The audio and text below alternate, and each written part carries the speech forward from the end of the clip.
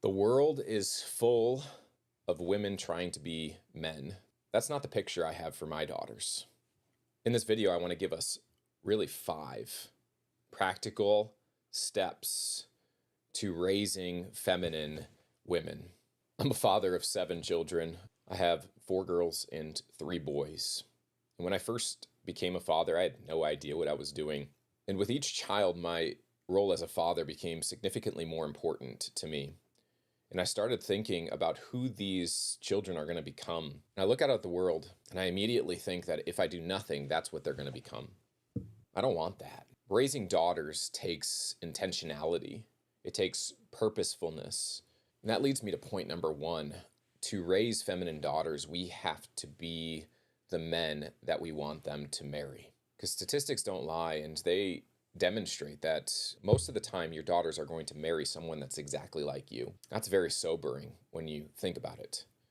So you need to become that man that you want your daughters to marry. They're watching you. They're going to see how you treat your wife, their mom. Are you modeling how to pursue and woo and cherish and serve through the way you woo and pursue and cherish and serve their mother? Are you setting the standard high? Well, I want my daughters to marry someone who had a better starting place than I did. So that means I have to consistently get better myself, and I have to consistently change and have the courage to admit when I'm wrong and change and model what is right and set that standard high. Outside of Christ, my wife is my first responsibility. She is my first ministry. My children are my second. Our daughters are truly learning from how we love our wives. And we don't want to set a standard that's low that they will settle for because you failed to give them a picture of what a true husband is. Point number 2 is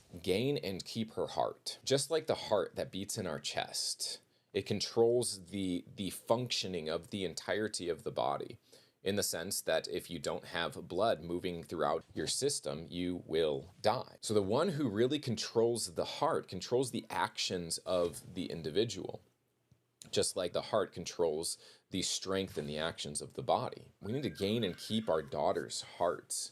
They need to know that whenever they come to dad, that dad is going to listen to them, that dad is going to hear them, that dad is going to care for them. Even with the most silliest of things, that can be hard sometimes. I can think of so many different times that my girls, they come to me and they just want to talk about something that I have absolutely no interest in, but I'm interested in them. And with my personality, one of the hardest things in the world is for me to actually sit and care about what they're talking about.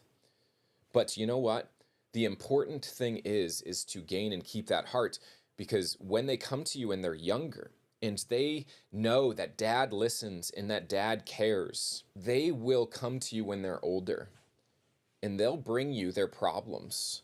They'll bring you their questions, and they will truly, earnestly seek your opinion on the matter rather than the opinion of the one who just gives them a little bit of attention, which that's point 3. Show and tell. Show and tell your girls that you love them, that they are really the supreme object of your affection. Now, that doesn't mean at every single moment of every single day. It means that when you're with them, intentionally with them, that they see and know and feel that they are number 1 at the time. Because you can tell them that you love them all you like, but if your actions don't align with what you say, then eventually they will see through the facade and you'll have lost their heart. Point number 4, when your daughters come to you because you have their hearts, always be truthful. Always be truthful.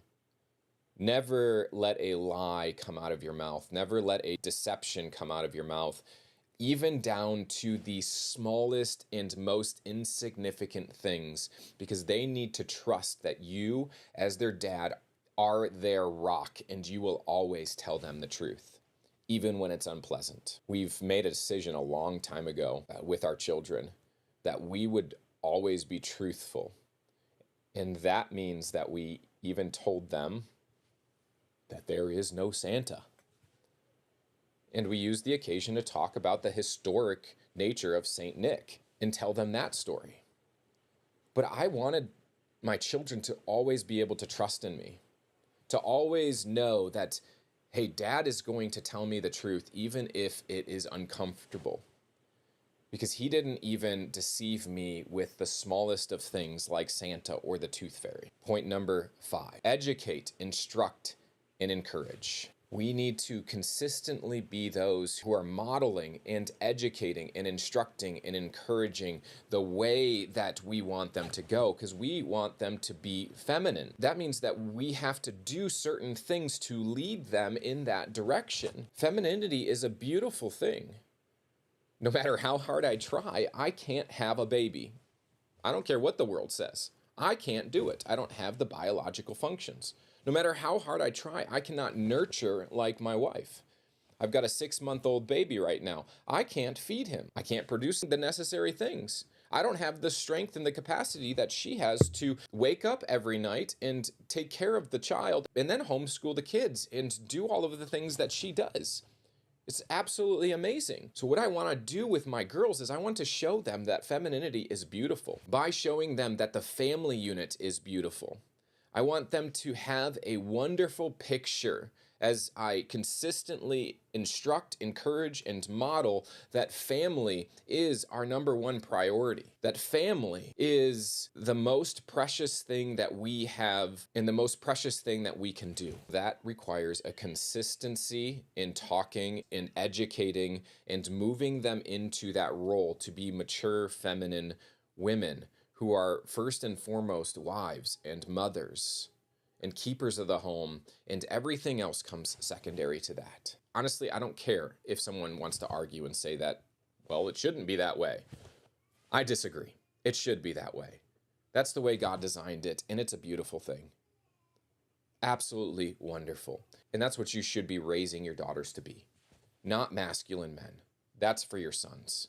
I've covered that in another video. But raising your daughters to be feminine women who love and cherish family above all things.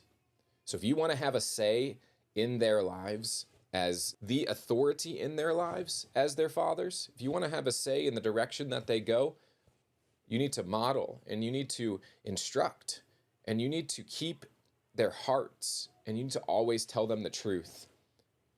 You need to continually educate and move them towards that goal that you have for their lives, because it is a beautiful and wonderful role. Be intentional, men, because in your unintentionality, your daughters will look just like the world, but that's unhealthy.